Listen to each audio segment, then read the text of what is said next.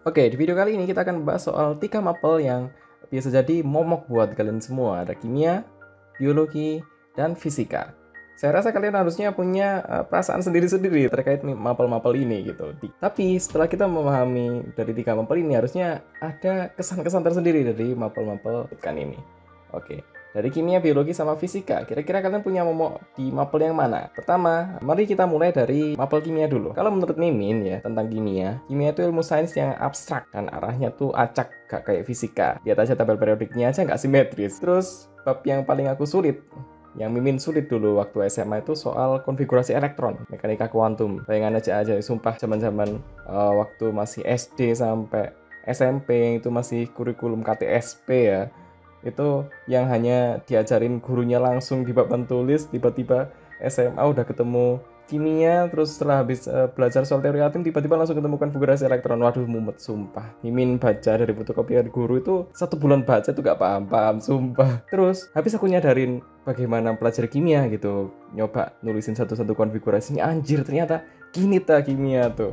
Ternyata tiap unsur itu punya susunannya sendiri-sendiri dan ada polanya sendiri-sendiri gitu, zigzag, tapi kayak anak tangga gitu. Apa enggak ya? Gitu waktu SMA. Jadi kimia itu ada hafalannya kayak biologi itu ada, tapi ya ada hitungannya, masuk akal juga kayak fisika, tapi polanya banyak. Tiap bab itu polanya beda-beda. Bayangin aja, pola aneh di bab konfigurasi elektron beda dengan pola penamaan alkana alkenal kuna di kelas 11, dan juga beda juga polanya sama reaksi kimia turunan alkana di kelas 12. Ini sih gimana ya, gitulah, abstrak kimia itu. Kalau pas SMA saya mulai kurikulum 2013 ya, habis Mimin paham kimia, Mimin tuh jadi paham kasar semua materi bahan. Jadi setelah Mimin belajar kimia gitu, Mimin jadi paham dasaran kasar semua materi bahan di dunia. Ternyata semua bahan itu punya susunan sama komposisi sendiri-sendiri gitu. Istilahnya senyawa ya, dan manusia kalau nggak belajar bahan kimia, bisa jadi nggak ada tuh namanya farmasi, meteorologi, sipil, kedokteran, atau semacamnya yang butuh bahan kimia. Masak makanan aja topiknya kimia gitu, minyak, protein, gula, itu loh bahan-bahan kimia. Next, kalau menurut Mimin soal biologi sekarang. Sepanjang belajar biologi dari SD, SMP, SMA dulu, pelajaran IPA atau pelajaran IPA mayoritas itu biologi waktu SD. Ular tuh ovovivipar, sama simbiosis mutualisme, kupu-kupu berbunga, juga dari SD ya kan ya. Kalau SD ku tuh dulu KTSP masihan. Jadi menurutku biologi itu jadi ilmu yang paling panjang pelajarannya bagiku. Apalagi aku anak MIPA gitu waktu SMA.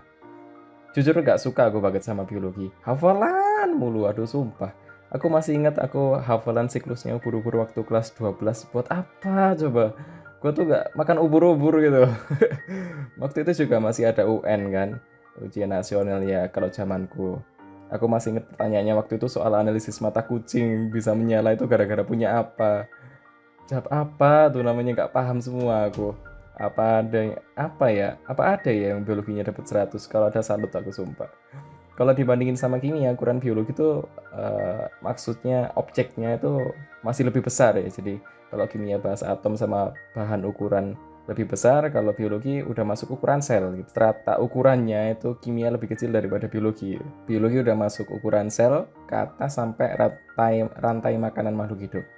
Terus sebenarnya habis ngobrol sama guru biologi ya rekan kerjaku. Jadi pada intinya ternyata makhluk hidup itu tuh sama gitu. Mereka itu tujuannya hanya 2, bertahan hidup dan juga melangsungkan keturunan gitu. Jadi biologi itu menjelaskan secara biologis sampai perilaku makhluk hidup itu yang memiliki tujuan bertahan hidup dan melestarikan genetiknya. Makanya biologi itu bahas rantai makanan sampai organ-organnya dan perilaku hewan-hewan itu dan bagaimana cara berkembang biaknya. BTW soal biologi itu asik gak sih nonton hewan-hewan di TV, apalagi kalau nonton di National Geographic ya. Aku aja waktu kecil suka nonton dinosaurus gitu sama hewan-hewan itu, asik. Apalagi perilakunya hewan-hewan kayak singa atau semacamnya.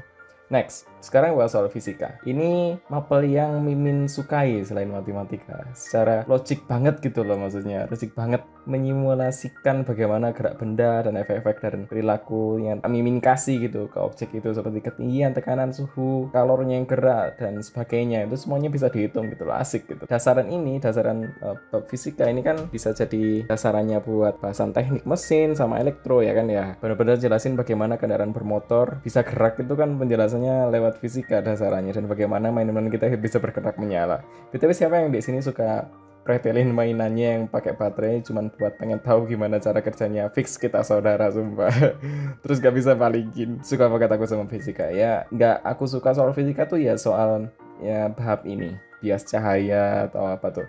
Yang bahas soal lensa kecekung, cembung, terus bagaimana bayangannya, sumpah pusing gak bisa bayangin, apalagi itu kan teori yang nggak sempet praktek kalau dulu pas waktu SMP SMA. Dulu juga nggak sempat praktikum soalnya dulu udah siap-siap UN, jadi kayak buru-buru kejar materi, mau itu pas SMP atau SMA, seingatku dulu gitu sih.